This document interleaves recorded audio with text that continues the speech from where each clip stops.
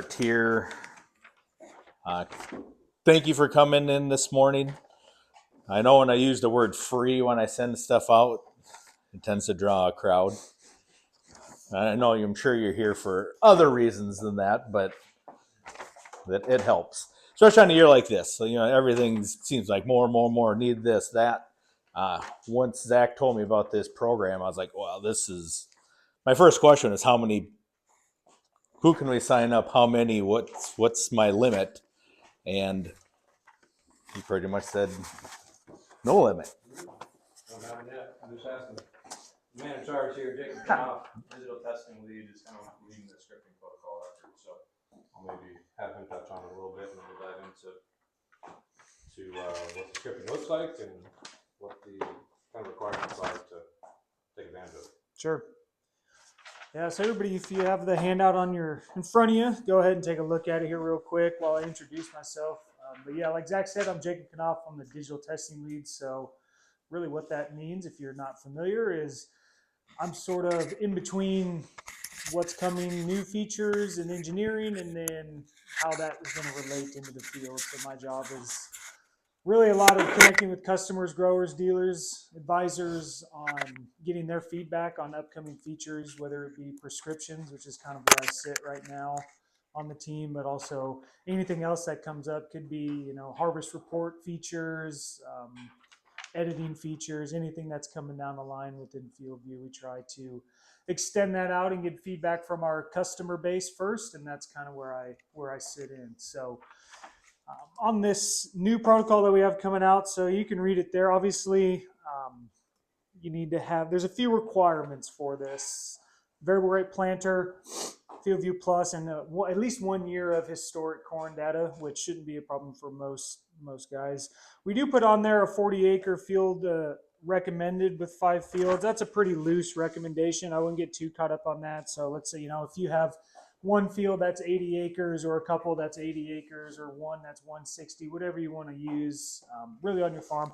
Those are more of, I call them recommendations, not necessarily requirements.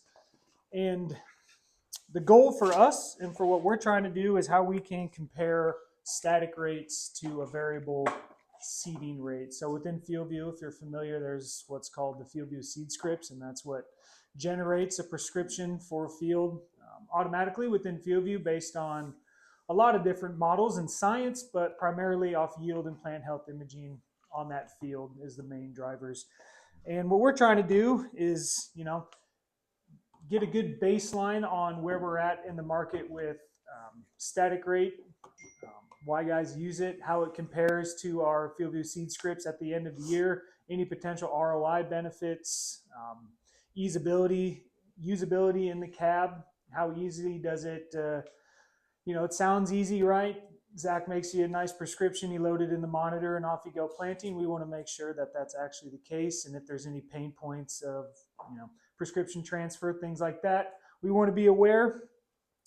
So that comes with the main caveat is we have to have some check strips or at least some area of a flat rate within the field. So my recommendation is probably try to keep it as close-ish to about 50-50 in the field. But if not, if we can at least get some check strips that encompass all the different zones that the seed script generates, that's going to cover our bases. Just, we want to be able to give you guys a fair comparison at the end of the year.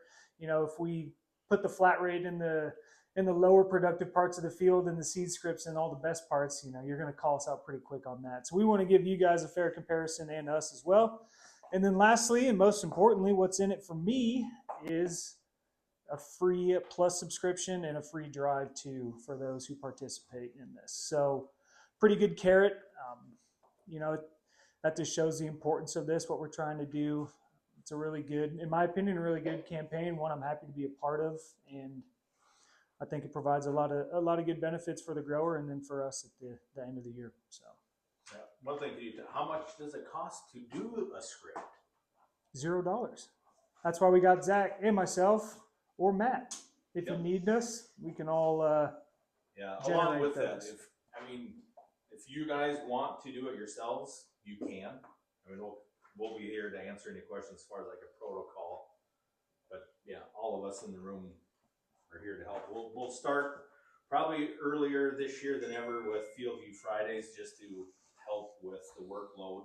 So probably Fridays after 2, we'll have stuff out here you can come in and sit down and start doing some of this stuff just to get ahead. Because you look outside right now, it's like, man, we could have a early spring. Easter's early this year. I mean, the old wives' tale, early Easter, early plant. So A couple other questions I've gotten to with this is, do we have to take the script as it generates? And the answer to that is no. If you guys in your local experience, if you think something is, you're not comfortable with it, you guys have the ability to still go in and maybe that low zone is a little lower than what you even think. Maybe we need to bump it up another 1,000 kernels. You have that ability to go in and edit it. Call it last right of refusal. So I'll start off here by diving into the scripting tool first. A question though, I know we've had a lot of these meetings. You've probably seen the tool at some point, but how many of us have been in the Field View seed scripting tool actually creating a seed script? Whether it's sitting with Matt or at home during a winter snowstorm yourself. One, Eric, you don't count, sorry. It is extremely simple. There's nothing you can screw up when making these. If you make a mistake, you can either delete the prescription or just start over, make a new one. But a little bit different view here. I might touch on this a little bit. Everything basically shifted to the left. This plan tab is what Matt is going to cover after scripting here. We've got a dedicated script tab. Fields is what it'll default to. Reports is just some very simple basic reporting for yield, application, planting data. And then this data tab is how we would get to the data inbox to upload or fix any data in our account. But obviously for prescriptions, I'm going to click on scripts, and this is a very welcomed addition. This main landing page shows all scripts across the operation. You can filter by year, you can filter by field, planting versus application script or fertility script. But this is just a test account. I try to keep it pretty clean. I've only got one script in here. And this is a great opportunity to be able to go back and make any edits, whether it's just changing a name, change in density, change in hybrid. But for the purpose of today, I'm going to come up here, hit create new script as if I'm a brand new grower to this and just walk through the scripting tool. You may notice this tab up here was actually just flipped on my account last Friday. Mm-hmm. So shouldn't be in your view yet, I don't think, but March 17th or 27th. I think so, yeah. You'll have the ability to bulk create prescriptions. Previously, you had to go field by field by field, even though you might be planting the same hybrid across those 4 fields you want to script for. So this just takes the redundancy out of it. You can hit, well, I might as well show you. You can hit bulk create.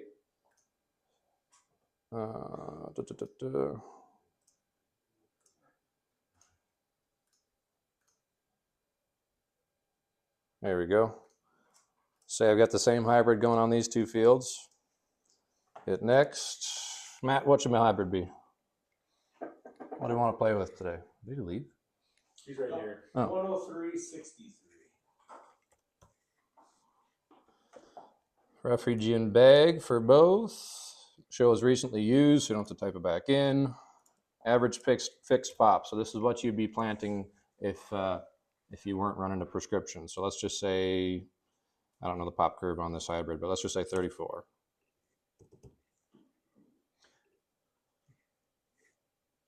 You gonna say something? No, you can answer that question momentarily, I think. Perfect. So. Seed costs, I have no idea, Matt. I'm just gonna stay with 300, and I got to input my grain price up here. Let's just say 450. This planting date has no effect on the script, so I'm just going to push this out to April. You know something we don't about that grain price? Sure, we'll bring it down to 4. Yeah. Hey, it's about 4 1/4. Yeah, just being optimistic on the high side. So then I have to hit generate on each of these fields before I can hit next. And this part is not not unlike the standard process. That was actually quicker than I thought. I made one this morning. It sat there for probably 30 seconds to a minute. But you can start to see what the recommended density is versus your plan. And take this with a grain of salt. I don't think these are accurate because it's throwing a recommended tag, even though your flat has a 14. I think they just have that switched. Like I said, this isn't released yet. They've got some changes to do. But I can start to see why it picked what it did. As we maybe want to make some changes or just see how the model is recommending that density, we can push, target dry yield up or grain price down, seed cost down, and it will have an effect on what it spits out because of that ROI. Mm-hmm. Yeah, so that stuff's pretty important when it comes to these automated script generations, like the price of the grain, the price of the bag, and your historical, like your average yield or your target yield. Everybody wants to put in like a target yield, shoot for the sky, 250, 275, whatever it may be. But if you're not close to some of that historical stuff, it may throw you a wonky population because it's taking that information in when it generates your prescription. So Yeah, I should have touched on that, but the target yield, it's defaulting to your average across the last, I guess, is it however many yield layers you have, or is it going over the last 3? So can you X out some of the outliers, like from the high rain events we've had in the last couple of years? Can you negate some of that, or because that could really really throw it out? Yep. So for this, I mean, say there's an outlier one year bringing that average way down. I would just delete out your target yield here and just push it up to say 225, and then it should auto adjust, which I haven't done that yet. I would have to regenerate, and then it'll adjust everything there. Yeah. Otherwise, how many years is it going back for your yield? I think it's as many layers of yield data as you have in that field.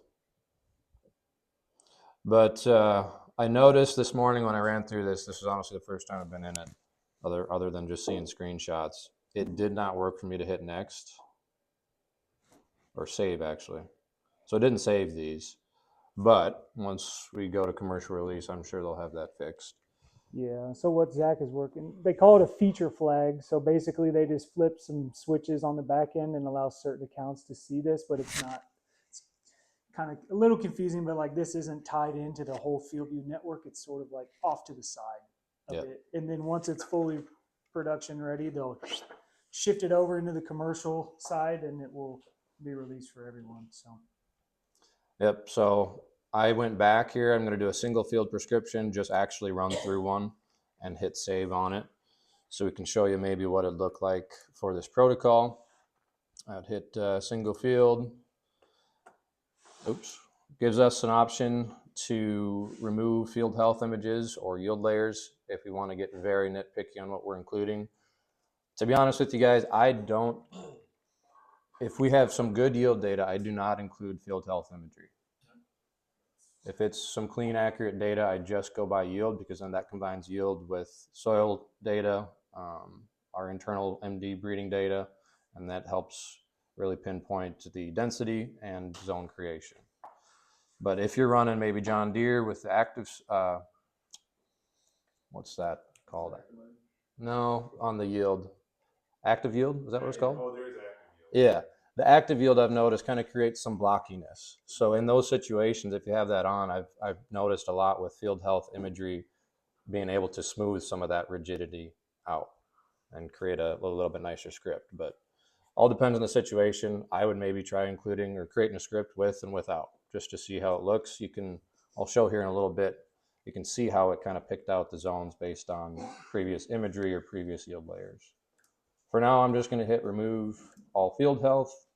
We can scroll through here. If I'm creating a corn script, I'm usually going to remove my soybean layers as well. I'm going to click through here, hit remove.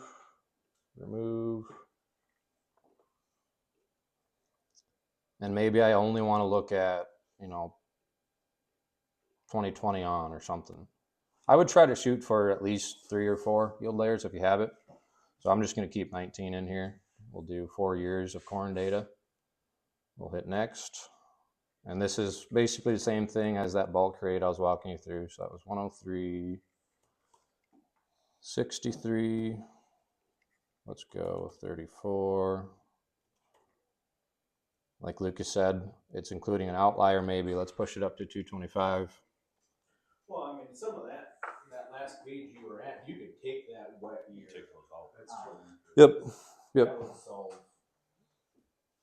So also with this release of the bulk scripting, I believe in the same release, there'll be a little pop-up window on that prior page here to be able to see like, hey, just show me the yield map for 2019. So instead of having your iPad right next to you, flipping through it, or being, going back from this field tab back to the prescriptions, you just have like a little pop-up window just to make sure that yield map is complete. There's not a big drown out area pulling the yield down. Just simplifying things there. Because previously, if I was creating scripts for an entire account, I'd have both my iPad up and my computer, flipping through yield layers, making sure they're all clean, and then picking them on here. But I've been through this account and this data. I know it's pretty accurate. We'll go ahead, include these layers. I'm happy that it saved my inputs there, actually. What do we do? 304. Again, planned planting date, just for your organization if you want. I never change it, to be honest with you. I would hit next. It shows us an overview of our plan versus field views, basically. And I noticed that's actually quite a bit different than what the batch is. So they've got some work to do. But I'm going to stick with the field view plan. If we're considering, how many zones to do, if you've got electric drives on your planter, you can get crazy with zones, as long as it makes sense, I would say. If there's not a, 800 plus seed per acre difference in those zones, I don't think it's worth having another zone. So if the variability is there, you can get crazy with it. If it's a pretty uniform field, maybe there's only 4 different soil types, I would maybe simplify it a bit. Or if you have hydraulic drives in your planter, that planter can't adjust as quick as electric, of course. So simplifying those zones will help just increase accuracy. Yeah, and what you mean by that is row by row versus half a planter. Yep. And then also, even when it enters a new zone completely, there's probably a 1 second difference in electric drives, and it might take 5 seconds for that hydraulic to adjust. That makes sense? 5 seconds doesn't seem like much, but when you're like Craig going 12 miles an hour, you can get it pretty far and be in a whole new zone. Yeah. But any changes we make on this page, so if you're curious on how the model is coming up with the density, let's just plug in some different numbers. And I bumped my target yield up to 250, and that really cranked the prescription here. Say I bring seed cost way up, it's going to bring it back, or continue to increase that. I think you went down. Yeah, I did. $3 seed, that would be. Whoa. So that was yesterday. Come back tomorrow. But that would bring it back down. Any changes we make, we can always revert back to the original.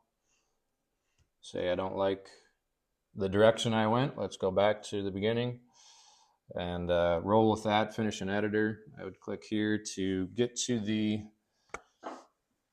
area where we can adjust individual zones, maybe look at how the zones were created by basically underlaying or overlaying a yield layer. And then this is also where Matt or Eric or I would be placing the trial dense or static rate blocks. So first time scripts, I always like to show how or why these zones are, kind of how they're outlined. So I would click down here in the bottom right to change map, because this is basically showing your script, your population areas. I'm going to hit change map, hit more maps, go to harvest, and you can start to click through your yield layers. If I click on the left-hand side here, it's kind of hard to see on the TV, but it's showing you where those zones are and basically why it created it. So zone 3, if we're looking at 2025, it's picking out those red areas pretty good. Missing a bit in the bottom right. So that's where I would come back down here, start looking at maybe 23 yield layer, and start to get an idea of why it's doing what it's doing.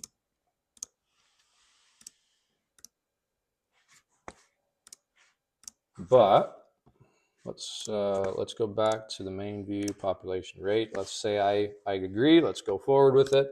I'm going to come up here, and I'm going to actually first. What I like to do when I'm placing like a static rate block is pull up a previous year planting map, usually planter speed, and then adjust the legend so I can start to see exactly where that planter was. You'll get it pretty close, it's not going to be exact. But I'm going to go back here, go planting, planter speed for 25. Let's edit this legend.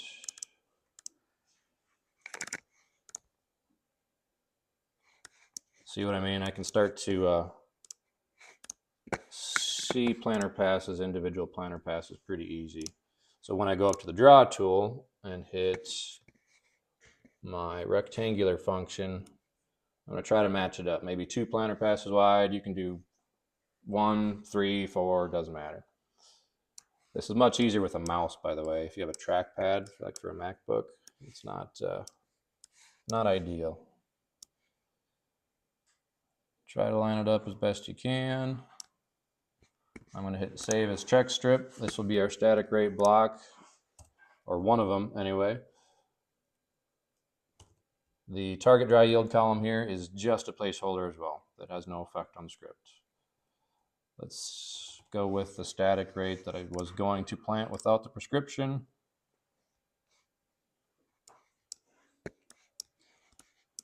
If I toggle back to our prescription, there we've got our static rate block. Now for this protocol, we'd be placing, say in this field, we'd be placing probably 8, 9, 10 of those blocks.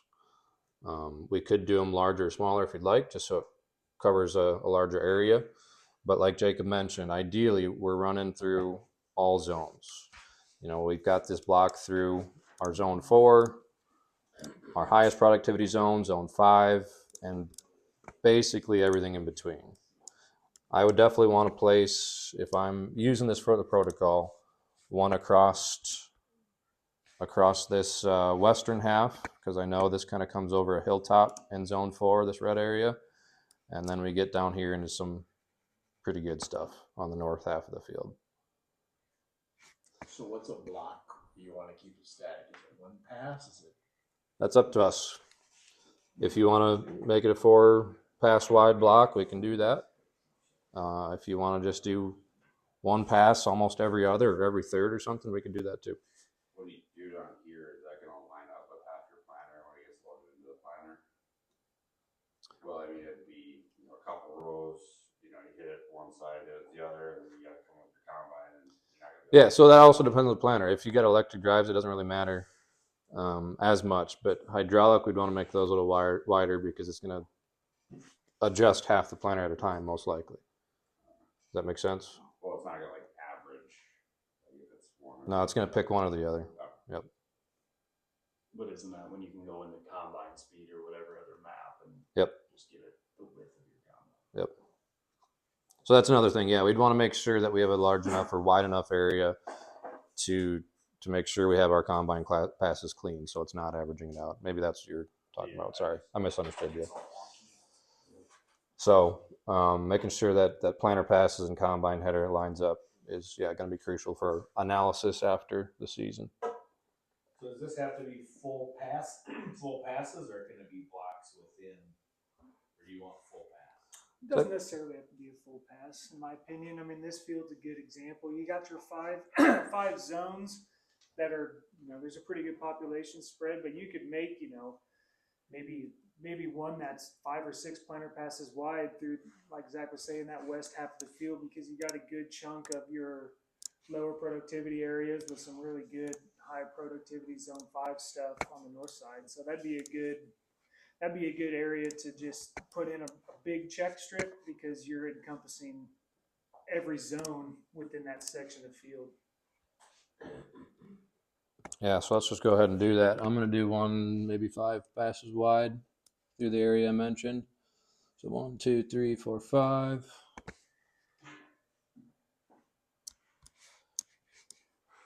Because the goal with this script is really to preserve those lower productivity acre yields, right? And that's what we're trying to identify and ensure that we're doing when we have these variable rate seeds. Okay, we're telling you this population from maybe this zone. Well, how does that compare? What would that look like against a flat rate? And unless we've had people do it on their own in the past and heard about it, we don't really have a good understanding from the customer on kind of how that works. So. But like that's a really nice check strip. You can see it gets over all the red, the yellows, and the greens, and you're going to see a starch difference when you're in the field planting. When you make that planter pass on the left and right of that zone 4, where it's recommending 29.5 versus your 34 rate, that's going to be a good comparison. Yep. And we've shown it here in the past in previous meetings, but I mentioned earlier, if there's not a 500 to 800 plus difference in zones, I maybe would just merge them together. These are pretty close. If it were me, I might push either zone 3 up or zone 5 down just to get a little more variance. So let's maybe push this up to that 34,000 range, and maybe this one down to 33. So we've got anywhere from 29.5 to 33 to 34.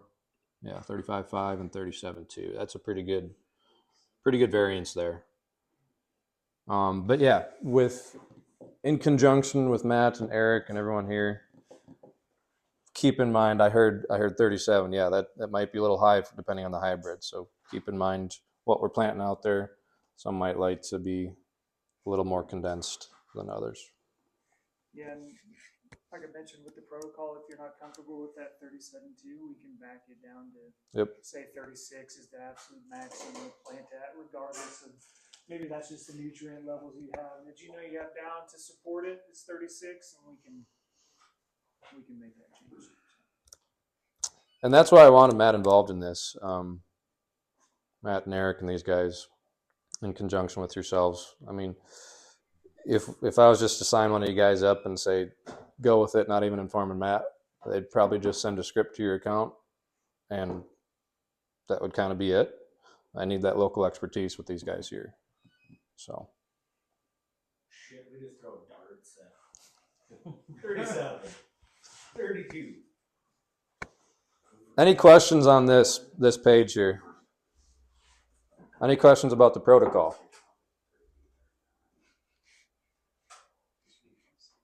All right. Well, let's say we're all good. I mean, for the protocol, I'd probably throw some more test blocks out there, but I'm not going to bore you with that here today. I'm just going to show you maybe what it looks like once we get multiple scripts in this tab here.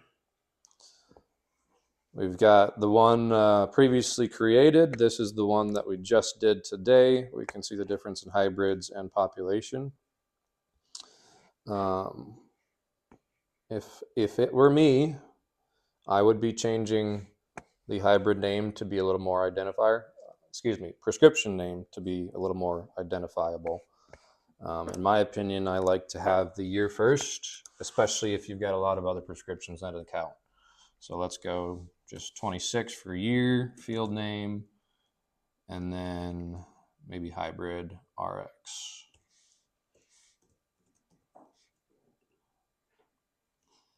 And if you look up top, the filtering option in columns, that's something that's been a welcome addition too. So if you want to if you haven't gotten rid of your old scripts, you can just filter down for year and type and farm, and whatever level of filtering you need. And then same with columns. If you don't want to see like the plan date or the client or some of that information, you can remove those from view to make it just easier to read on your screen. So Yep. Giving you guys options to organize. This tab would also be a great place to clean up prescriptions. If you have, a mess of them from the past, come in here and start to select them. And I believe you can mass delete. Yep. You can't on a primary script though. So if it's the only prescription in your field for that year, I can get that out, but I don't know why we don't let you from a grower standpoint. So if we wanted to, sorry, maybe you're getting there. Now we wanted to export it to a deer display. Yep. That controls the planner, or Yep. case do it too. Yep. Oh, where are we going next? So yeah, if we've got our filters down to all primary prescriptions, the ones we want to use, we can select all here, and down at the bottom. So export is going to be if you're connected to Op Center, we can automatically push that script over. And you may have seen actually some communication about that in the previous weeks. There's we've done some work with it in the past, Matt and I, with customers, but what they called Project Beacon previously is now a full commercial release. So the ability to attach that prescription and their planned hybrids to a work plan in John Deere. You can attach other items on the Deere side to that work plan, fertility prescriptions, whatever it may be, AB lines, and then send that work plan down to the monitor. When you pull into the field, hit that work plan, everything is right there for you. If you got questions about that, reach out to. yeah, one more thing too with that, with the newest release of it, if you have varying field boundaries between your work plan and within Field View, you will be hit with a pop-up that says which one do you want to make your master. So if there's a discrepancy between the two, whether it be field name or field boundary, something like that, whichever one you select will correspond to both Field View and John Deere. So let's say the one in John Deere's has the correct field name and you haven't updated it in your Field View account. If you select it on your JD Op screen, it'll push both ways for John Deere and Field View. So an update. That is a welcome addition, keeping things congruent. I know it can get messy in a hurry. Yeah, that was a lot of work. It sounds like that was the biggest hang up, but we had to get cleaned up over the years. I did forget about that. Was that being an issue? So. But Lucas, to your question, say we don't have our Op Center connected or we aren't using Op Center to get the prescription to a monitor, and this is what Matt and Eric and I can help with. But if you're wanting to tackle it on your own, that's fine too. I would come here, filter it down the prescriptions that I'm using for 2026, select them all. I hit download and then choose what file type. So if I'm running an egg leader, it's just one option. If I'm running John Deere, it's just one option. I'm saying one option because there are caveats. If you're running egg co-monitors, it depends on which one. Same with Case IH. You'll notice for the Pro 700, there's 3 different options, and it's a little cumbersome with those Pro 700s, but I have found the best luck with the shapefile option. And we would download this. Let's just say I'm using Egg Leader, or since you mentioned John Deere, I'll use John Deere. John Deere RX shapefile, I hit download.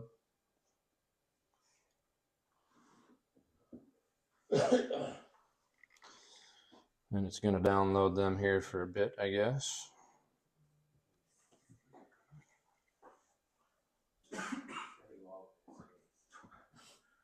Is that downloaded onto like a thumb drive right now, or is it downloading to the Op Center, or is it downloading to your computer? Currently, it's downloading to my computer.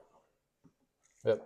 So I would find, well, this is a Mac, so it might be a little different for you guys on PC. Let's close out that. I would find my downloads right here.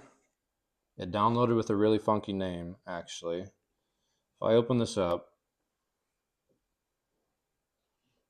I should see both of my prescriptions in here. Yep. So these 4 sets of files are each set of four, man, I couldn't spit that out, is the one prescription. There's just different layers for different attributes.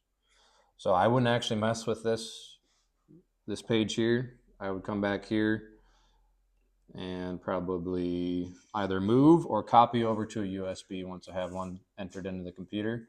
And then for John Deere specifically, Lucas, get rid of the 3 behind the RX. John Deere needs to look for the base file name or folder name of capital R lowercase x. That needs to be first on the USB.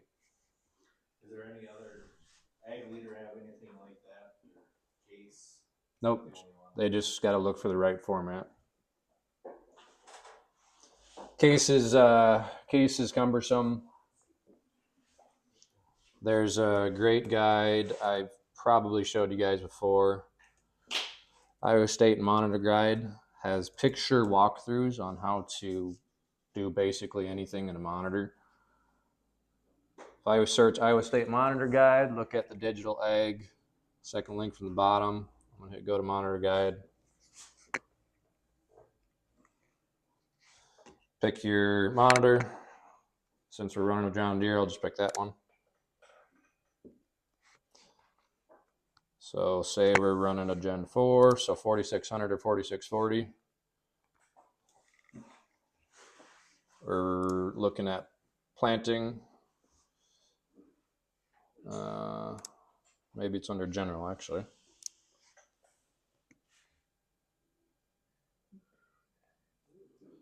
Yeah, it must be under data import.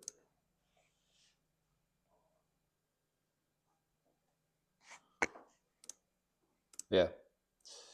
I won't spend too much time on it, but it walks you through step by step. They must have just changed the name. It used to be called prescription, but good thing the example is a prescription. Good resource to have in the back pocket, though.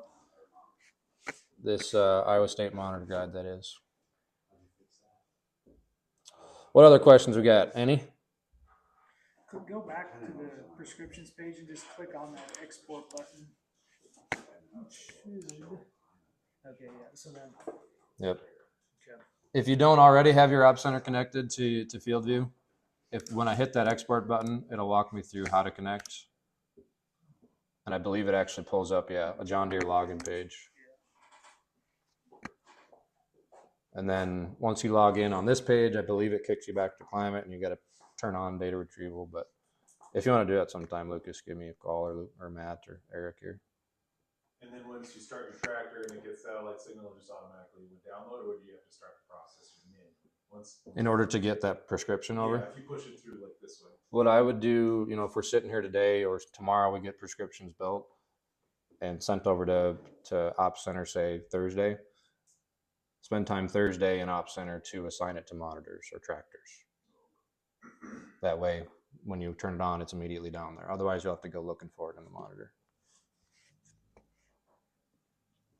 Yeah, we want to have all that done prior to you going to the field.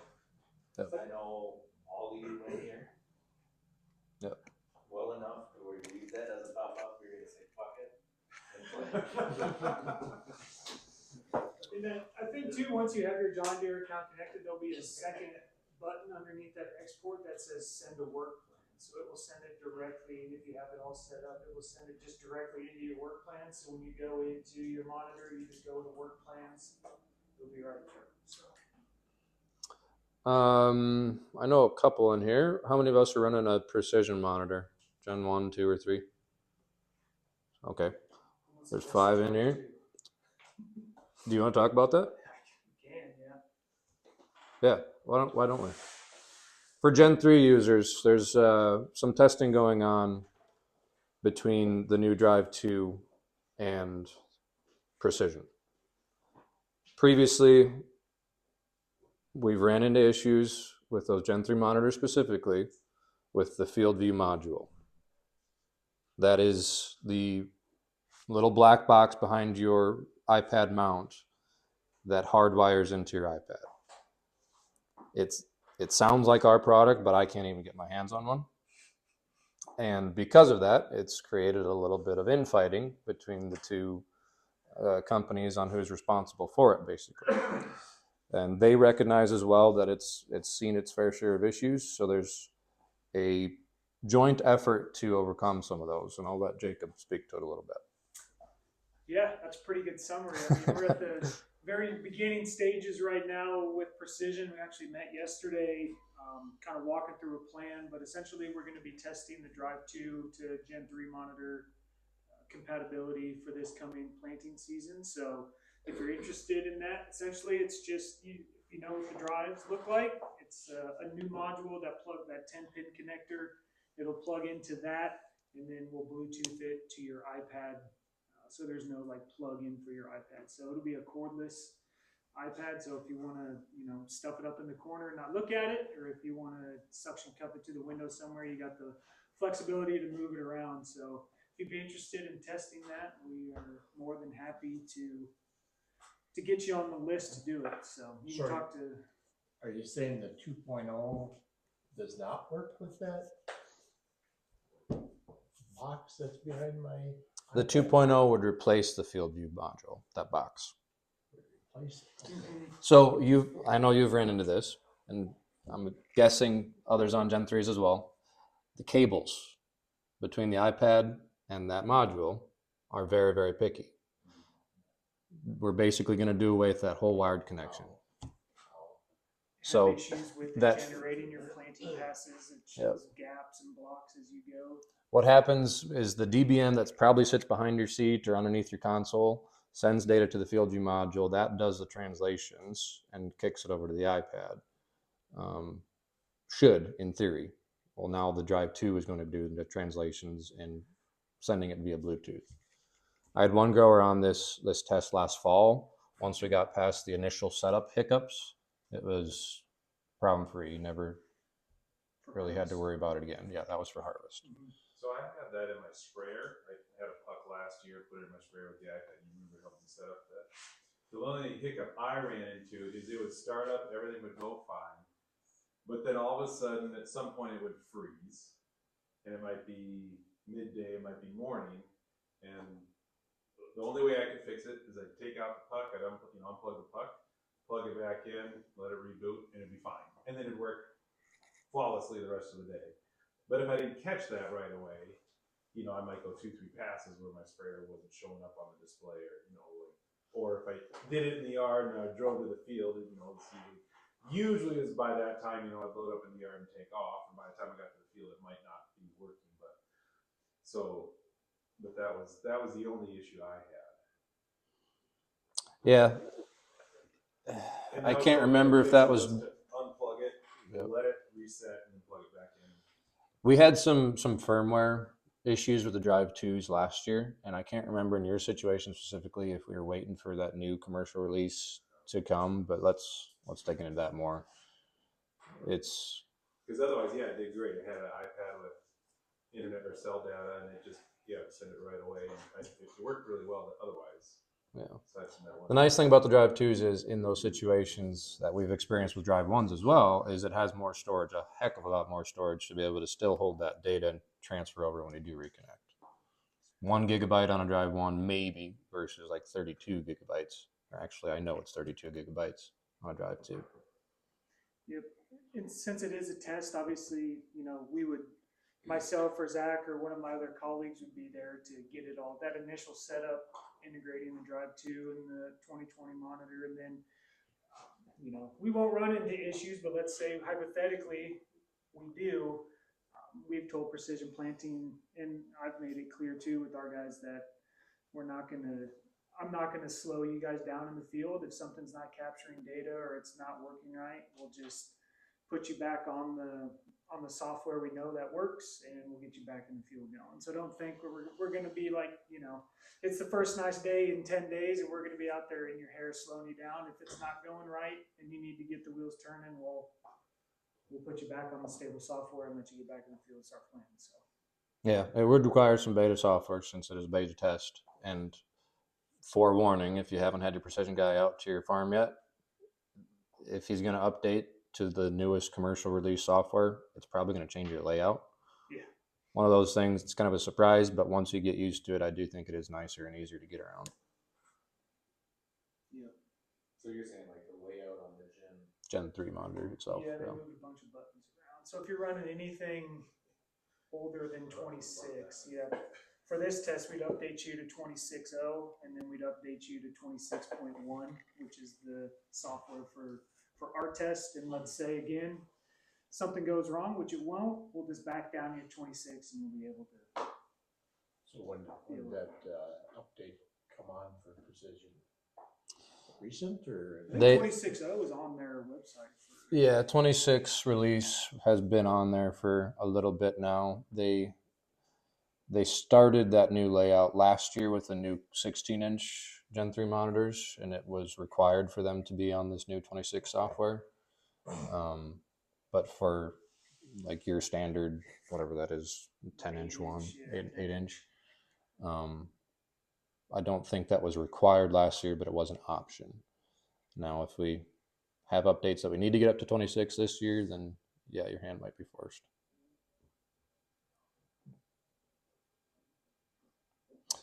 On the topic of precision monitors, just a reminder for everyone, I mentioned like cleaning up prescriptions. If we're cleaning up hybrids, if we're cleaning up field names, field boundaries, if we don't do it on both sides, it will come back.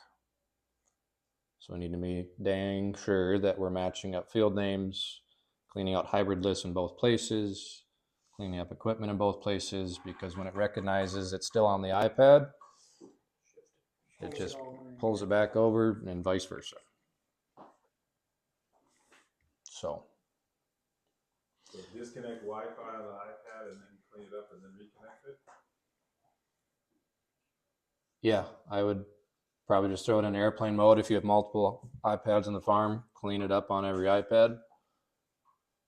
Clean it up on all Gen 3s, and then connect everything again.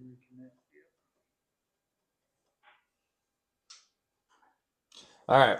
I think we're ready for crop planting, unless we got other questions. Can you show, just for guys too, it's super easy, but you show the John Deere uploading it. You can also upload that to Precision, correct? Like their panorama? Well, no, or just You can download the shapefile. Yeah. If we hit download. So yeah, on that note, good question. I forgot to talk about that. If all is going correctly and you're connected to a Gen 2 or Gen 3 precision monitor, those prescriptions should, in theory, automatically flow over. But I always like to have a fail-safe, put it on a USB, and at least keep that USB in the cab with you. So if you want to do that, we just hit download, and there's a precision option on here as well.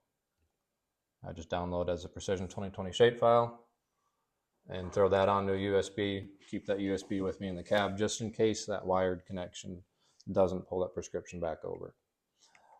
There's always caveats. On a Gen 3, that process changed on 2025 software. It used to just automatically pull it over. You'd see it in your prescription file or tab. Now you have to basically give it permission to come all the way through. So what you do is hit import from your import data import tab, and then you have to select from USB or from Field View module. They basically put a filter so it stays at the Field View module until you hit yes, I want you to come over, and then it's populated in your field prescription tab.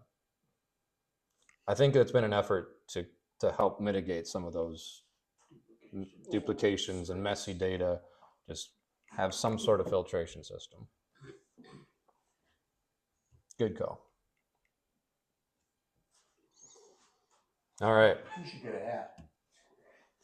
Good question. Another one.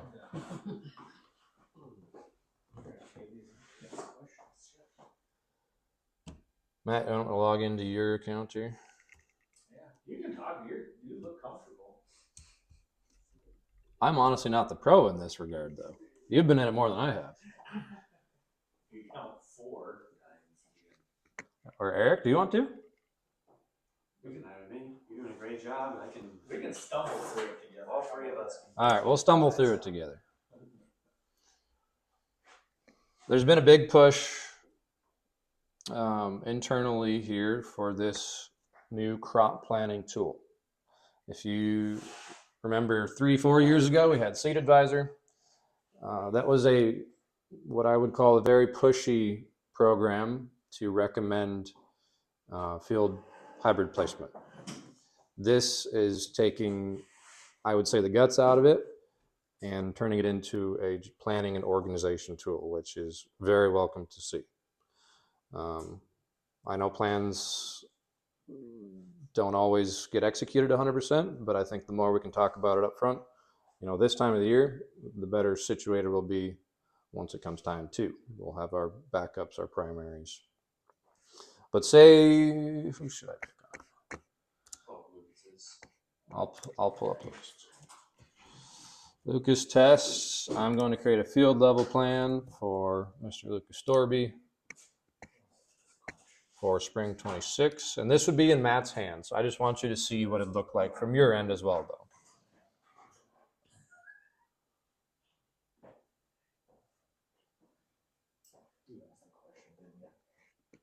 Dumb one. That was good answer too. So it pulls in a complete field list here. My cheaters. Should I zoom in maybe? Can I zoom in? Yeah, you can get rid of that left sidebar too. Yeah, here we go. Complete field list here. Say you've got your order locked down. Now we want to get to assigning hybrids onto fields.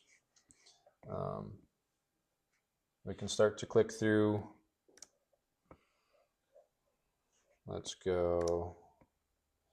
Maybe these 3 fields. It shows previous crop was soybeans. It's assuming a rotation to corn. We're going to add in maybe a double pro product here. So this is Matt's favorited list. Let's throw 5982 out there.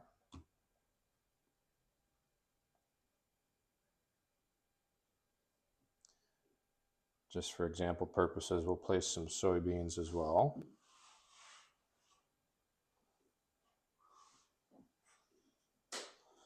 Batch assign soy. We're going to throw some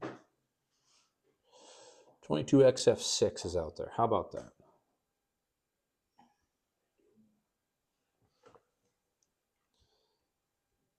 So we can start to see if we pull this back up what our, well, I've only placed 1 corn product, so it's going to show 100% double pro, and maybe I'll throw a couple other out there. As the more hybrids you put in traits, it'll make a pie graph. Because it's going to show you percentages of what traits you have.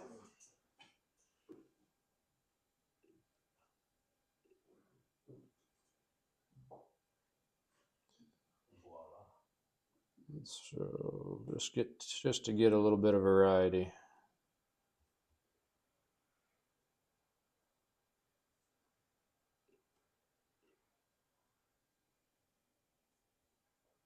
So yeah, we can, as we start building the plan, we can see how many hybrids we got out there, average rates, trait ratio, maturity.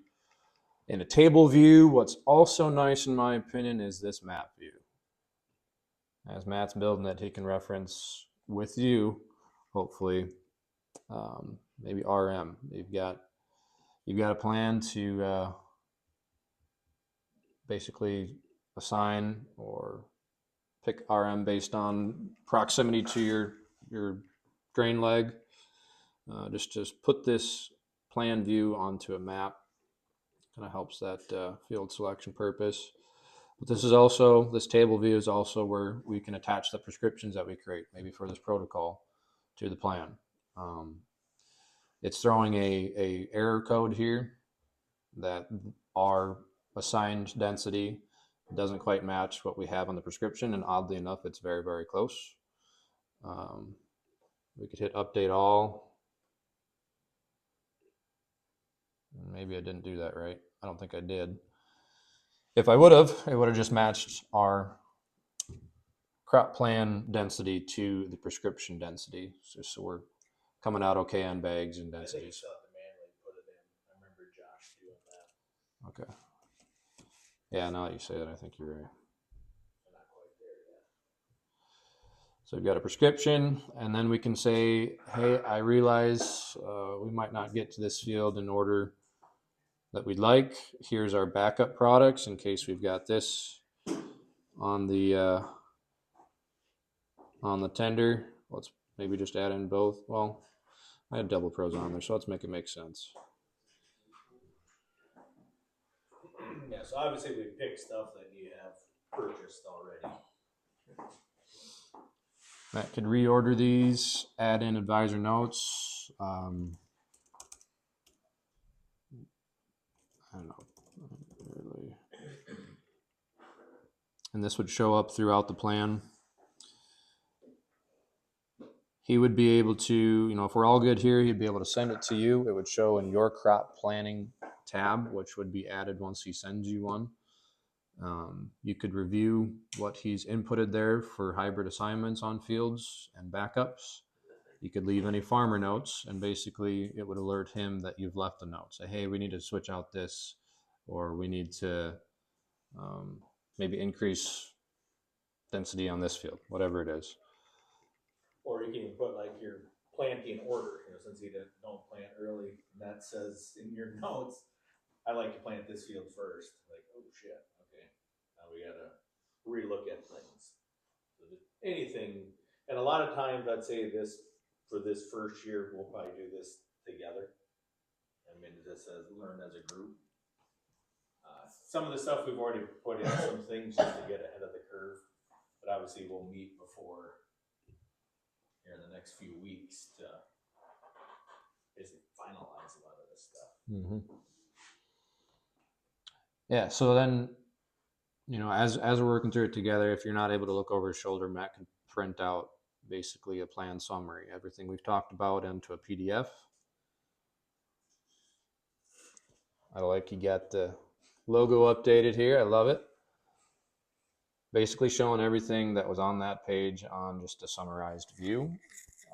If that all looks good, Matt could hit planting guide, so you have a physical copy, but then also when he sends it to farmer up in this top tab here, well, I'll show you this first. Planting guide, so it just shows by field what our primary hybrid is, our preferred, and then it will show backups if any were inputted as well. I didn't input every field here, so this isn't complete, obviously, but we've got our soybeans and our corn. And then your notes are there in that blue bar. Yep. Underneath the field. So Note for the cemetery farm on don't plant early. Can you, when you go to export that, or let's say it's even in there, can you separate, can you separate, like, take the top half, make it corn, bottom half, whatever, can you delineate it out, let's sort of organize it by seed that's going in. So that way I'm not trying to say to do that, you throw that in the planner, Yep. not trying to find Yep. corn, not Sort looking of between by, corn and sort of beans. by. I believe, I've honestly never done this. I believe if we reorder the tab before we hit export, that'll follow through to the PDF. Yep. So I filtered by planned crop, and now it's just showing corn up top, soy on bottom. So whatever filters you have on that main page, it's going to respect whatever view you have is what it'll export. So even if you didn't want to see, if you wanted two printouts, one corn, one beans, just filter for corn only, print it, beans only, print it. Then you got two separate ones for whoever needs it. Yeah, I mean, this will come in handy. I know a lot of guys still have notebooks. That's perfectly fine. One day I'm going to get you guys to get rid of them things. But until then, this will just be a nice little road map and stuff we've planned about instead of trying to, what was that again? Sitting there thinking, we'll have this printed off and throw it in the cab. Just to have for reference. I mean, is it gospel?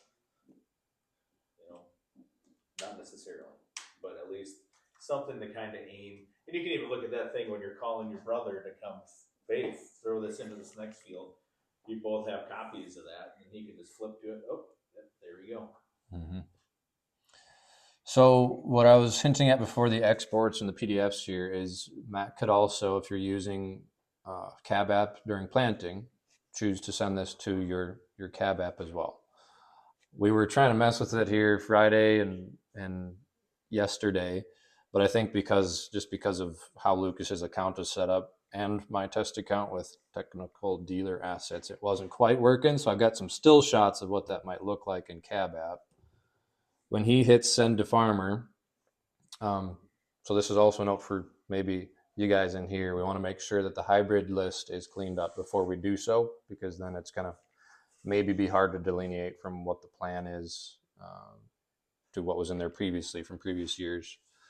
But it'll actually assign those hybrids to fields. See if I blow this up a little bit more. So not only will it flow into your master hybrid list, but it'll also show on your field tab, which I don't know if they have plans to actually update that. That's normally just called fields, but it'll show you, according to your field plan, what hybrids are preferred. Maybe here's your backups. That way, when you pull into that field, similar to the work plans with Op Center that we were talking about, it's pre-populated. Here's what we planned on, and then have the option to pick other hybrids beneath that in case, something goes awry. Yeah, I mean, if nothing else, by sitting doing this, there's two things. One, we can here's another chance to sit down and talk about placement, but also you can already put those hybrids in there without manually having to go do it. That's worth a lot, I think. It keeps things clean. How many times have we typed in 5665 and we've got 3 different listings because we have it capitalized on one and lowercase on the other?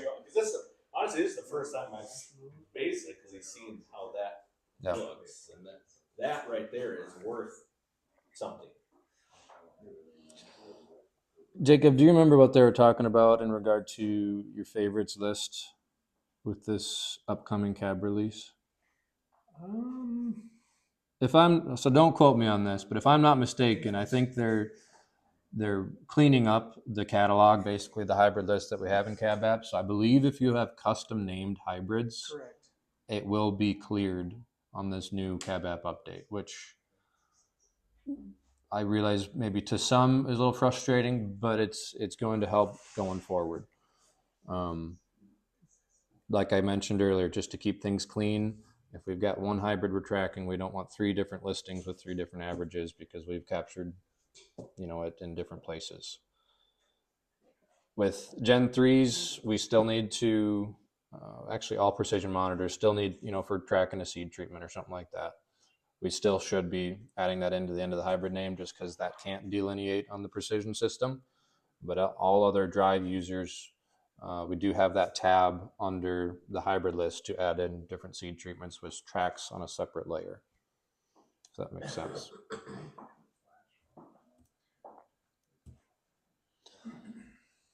So this is pretty new to me. Pretty new to all of us, actually. Yeah, this is. Do I have clearance to show some of this? Allison's not. Too late. Turn the mic. Allison sent me it, so. Turn the microphone off. No, I think this is going to be available pre-planting. So as far as I know, it's may as well. So yeah, take these images with a grain of salt. There might be some changes before it goes commercial, kind of like that bulk scripting. But honestly, this is very exciting to me. Basically building on to what we're hopefully doing here in the next couple of weeks, following that plan throughout the season. So once Matt sends a plan to you, it'll kind of, a feature flag will flow with you, basically, and start to give you in-season insights based on, like crop phenology models. When does this field expect to hit V6? Or what do we think, like on this screenshot says, what do we think percentage area is in V6 versus V5?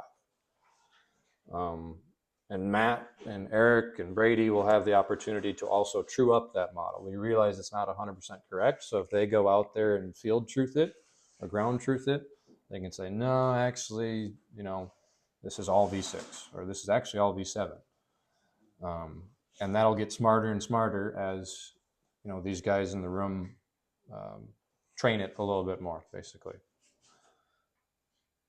These in-season insights, it's going to take your as planted data. So let's say Matt planned you for that 103, whatever 36 number, but you ended up with something different. What your as planted data is going to flow and feed into the in-season insights. So if there is a change, the discrepancy between the plan and what was actually executed, it'll take what you actually planted. So, and yeah, like Zach said, this is early. You know, you guys may see this. If Matt makes a plan for you and it's accepted, then that unlocks you to seeing some of these in-season insights, which is, my opinion, for the grower, you know, a much larger step than even the crop planning tool. That's really for Matt, for our advisors and our dealers. This in-season insights, that's for them as well, but also really for growers to be able to really manage their farm however they see fit. So. Well, yeah, I mean, you can time applications based off this. I mean, would you do it 100%? But a lot of guys have either you got your home base. There's always one field that's way far away.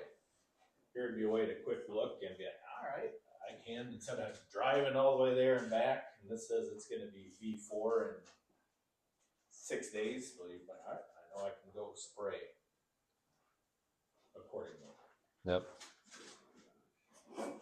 But we will have a bunch of ground truthing with it, just so we can validate what it is. I can say, Carl, this says that it's V4, but it's actually V2. Rip the field up, replant it again, see if we can get it right. No. And like Zach said, as you keep putting in good data, it's only going to get better and better. So first year, I'm not going to sit here and say it's going to be perfect for every growth stage on every field, but some of the things that Matt and his team and even you guys can do in the field is going to make it there, every season. So, Man, if they can get in this, Yeah. that's As of right now, the crop planning tool lives strictly on the web, but some of these screenshots are showing plans to have a simplified version in the app. So most often, I would say we're not bringing our laptop with to go scout. We've got an iPad or iPhone with you, just to be able to filter down. I'm like, okay, what does say Field View think that this growth stage is for this field, and that's how we would ground truth it probably with this phone, which will transfer back to the web. Also, with the crop phenology, the growth stage estimation is a disease risk model that they're hoping to integrate here this summer as well. So we can, this is all new to me as well, but we can. I can touch on a little bit. Okay, yeah. You can see there in the screenshots, and again, this is even, further future state, maybe even next market year before it's fully completely rolled out. But really, it is what it says, the disease risk insight. So you can see it takes a lot of the same functionality of the in-season insights and applies those to diseases. So you got your fields, and then you can select what disease. If you can't read it on the right-hand sidebar there, you got like gray leaf spot, northern corn leaf blight, southern rust. As you toggle on those diseases, it's going to color your fields based on the severity of that disease. So you can see we have a couple that are red, a couple that are yellow, and one that's green for gray leaf spot. So when you're thinking about scouting or spraying, what you can do there is obviously prioritize those reds and yellows and make your life a lot easier when it comes to that. I don't know if you know this, or so would that be based off hybrid information, or would that just be by? Yeah, go back to that. Oh, you got it right there. Factors include weather, management practices, rotation, and product. So it's going to take all three of those things in along. How familiar you guys are with the those disease updates that Bayer sends out? It's integrating, basically taking those paper emailed copies and translating it to an online version that everybody can. Pull weather into it too. Yep, weather conditions. So it'll take in the biggest thing that they're trying to do, and what we've told them to try to do, is to be more proactive, not like, oh, it rained today and tomorrow. We're trying to build this out to where it's, hey, in the next 7 to 10 days, there's this much percent chance of rain over those days. We know you're already at a medium risk for product. For, let's just say, southern rust, it's a medium risk. The next 10 days look wet and warm. We're probably going to color that field a yellow or red based on those factors, for you guys to make a management decision on. Should I spray now? Should I wait? Are there other fields that need it first? You can tell these are true bare bone mock-ups if you saw this. Something might go here. So, like I said, this is like, this is how the house is built. You get to see this. So, real early stages. Yeah, like anything. I mean, ground truthing still needs to be. This isn't the do all end all. Yep. But it can be used as a guide. Right. We're not going to replace agronomists or TAs or dealers advisors with this, but it allows Matt to say, okay, well, I see these 3 fields, 20 miles west are all red. Everything else that's close by, let's send one guy out there and check all 3 instead of, oh, I went to this and it looked pretty bad. I should probably go check the other ones the next day. It just saves you trips, saves you time. Well, so I look at that just thinking off the top of my head. Not that we want to do any more work than we're already doing, but say you look at this and all of a sudden you see a couple fields in the red. You can just, hey, Matt, I looked at this and this shows this. Could you go check this out? That way you can help us prioritize things. We're going a million different directions all season long. To me, I see stuff like this, and that's why I want to get as many people signed up into this thing, is so we can utilize the items that they're offering. Or vice versa. Maybe you're sitting here on a rain day and like, oh, Yep. that's a big change. Yep. Also with that, what is live? I know we're showing a lot of screenshots, so I'll show you something that was added last. Might not be a great example, but last year. Matt, I hope I'm not. Yeah, here we go. When you go on to climate.com, you have your field list on the left-hand side. We can also filter by biomass degradation. You may have heard me talk about it in the past, but once we start giving images here in probably about a month, it'll give you the opportunity to filter fields based on the percent change in perceived biomass from NDVI images to also kind of help prioritize scouting efforts.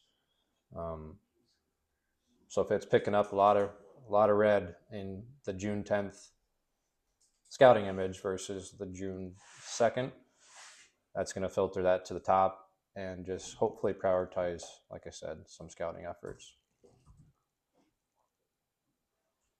Once again, that's another tool just to help prioritize instead of just aimlessly walking around random fields, which we still will do, but if we can prioritize based on a need, I mean, we all would. Yep. Eric, you've been through a couple of these plans. Anything that we missed? Yeah, a lot of it. I think so. From the cab app perspective, a lot of that we were doing manually already, right? You're going in, inputting hybrids, and then putting those hybrids into a field. This is just one way to see it. On one screen, you can easy click one button, add everything in, and then theoretically send it all over the cab app. Should be good to go. Yep. And the other thing too, this is not every dealer has access to this, correct? Correct. I mean, you guys in this room are part of a. What are there? 100 across the U.S. 100 total. 155, I think. Maybe it's down to 100. I know they've done some changing on the original pilot, but yeah, we'll call it 100 for an even number. And yeah, this is, when you think about the timeline, really year 0 of it, so you guys are right on the front door, and even better, at no added cost to you. So. Yeah, Matt referenced how much does it cost to seed script. In previous years, $1 an acre, but now it's just included with your subscription. So you can script as much as you want for that same price. And if you sign up for the protocol, yeah, it's free for another year. Yep. Yeah. And that's one thing that'll be nice too, because we were planning on doing a lot of this stuff anyways. And now with this whole protocol, I mean, that will help, one, get all this stuff going, but two, we can have a few more boots on the ground to validate that everything gets working before you go to the field. Because in theory, I want blessings from you, the farmer, before we go to the field. And then when we get to the field, I want your blessing that, yes, it's there, you can click on it. So when you go to the field, you just put your Netflix show on and go.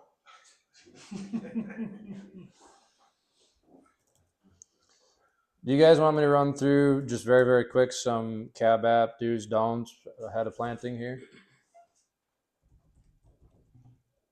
That's probably a review for most of us, I hope, but let's see if I can switch over anyway.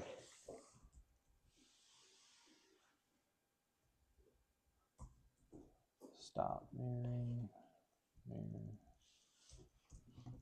I really like the idea when your hybrids get pushed through. That's Yeah. maybe to me, that's just No more of the 106-day Yeah. Yeah, I typed those in real quick. But our main cab app view from settings and hybrids, this is our master list. So not only will it populate with an accepted plan down to this master list, but like that screenshot showed, when we go over to fields, then you can actually have them assigned to the field. They're prioritized when you pull up, and it recognizes that you switched into that field, urging you to pick the right hybrid, basically. Okay. Back for that screen, you got seed treatments. If you put a seed treatment and you got seed that's not treated, you'd like it stated in the name of the hybrid? Or? So with your Gen 3, Yep. if you are running a seed treatment or a test product that's attached to that hybrid, add it to the end of the hybrid name. So that seed treatment tab there, ignore that? yeah, ignore that for precision users, because precision can't track both the seed treatment and the hybrid separately. It's all in one file. So drive users, confusing. Just yeah, use your drive and another iPad, and there you go. you could do that as well. But that's Yeah, we're going down a rabbit hole there, but yeah. okay. For drive users, we can go to seed treatments here. I know it's probably not one we're using, but it tracks it separately. So I can assign a seed treatment to the right half of the planter, nothing on the left, and you'll be able to look at the treated versus non-treated area. Whereas if you're doing hybrids, say 106 day, 56, 65 with a seed treatment on half but not the other, what I would do is come here, create a custom name. So let's say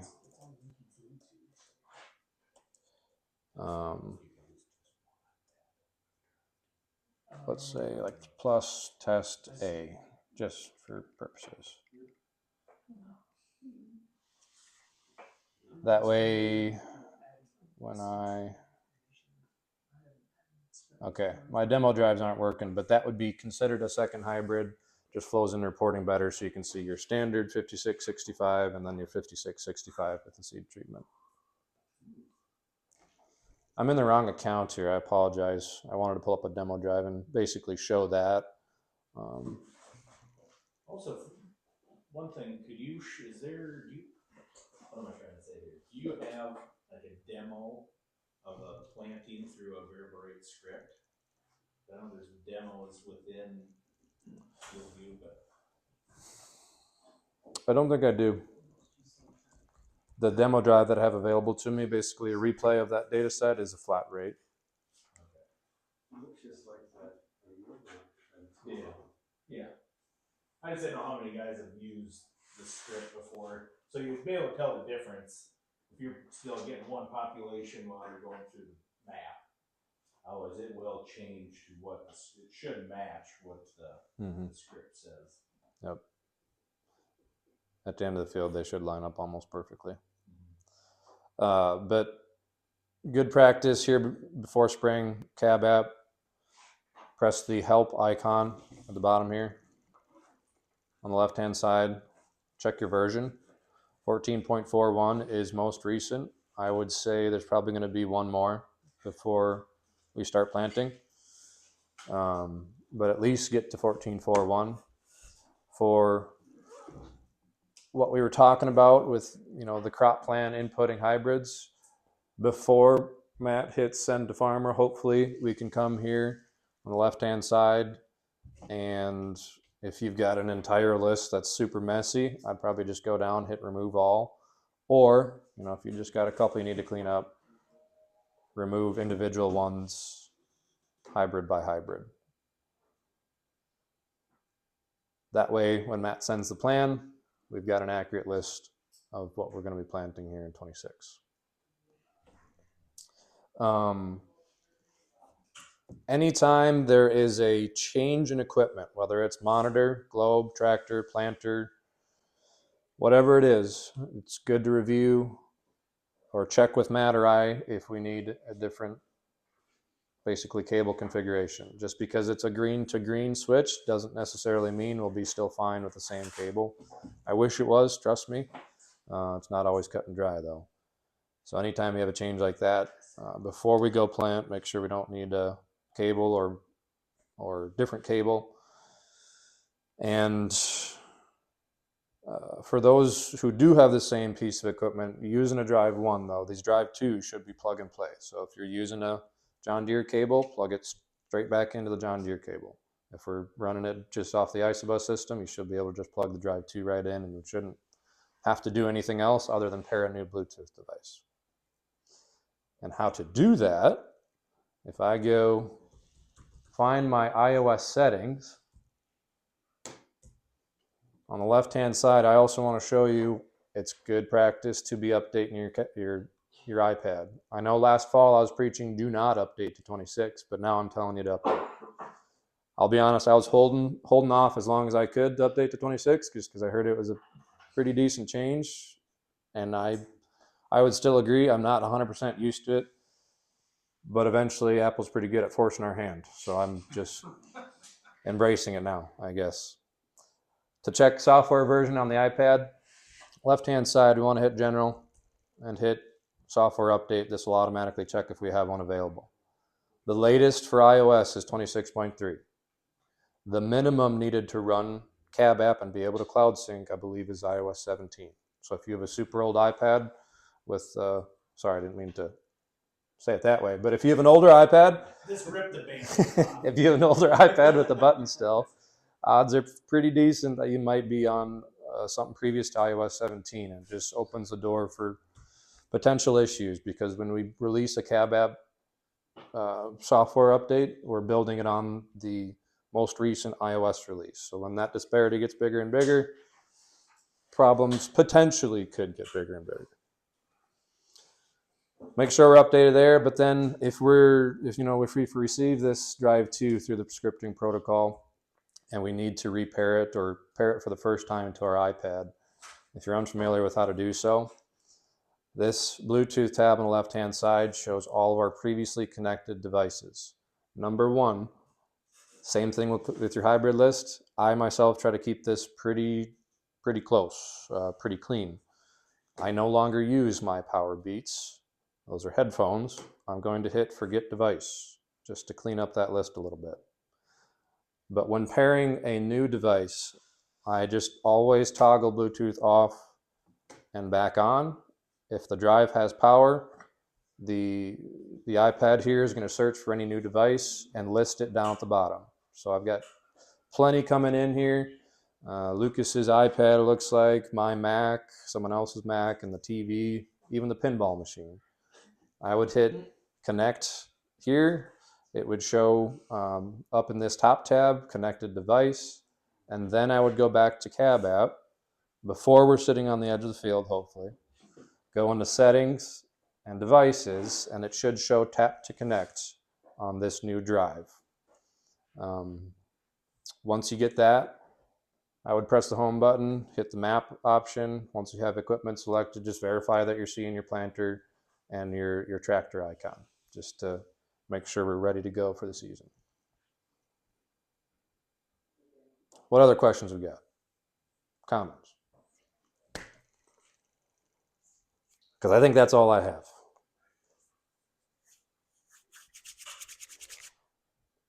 Perfect. I think TJ brought Subway, right? It's over here. Appreciate you guys coming in. Give Matt a verbal confirmation, maybe, if the scripting protocol is something you want to do. It'd be pretty minimal legwork for you guys, basically just patience with us to make sure we're all in agreement with the script, get it uploaded to the monitor, and then the execution of it would really be all it entails. Matt would get a code for basically a year addition to Field View Plus and a Drive 2. We could get that coming here before planting, and as you start to get them out, we'll basically go through what I just did and make sure everything's talking correctly and we're ready to go. I was asking if we say we sign up today, how quick? Yeah, I should have added on to that. If you could,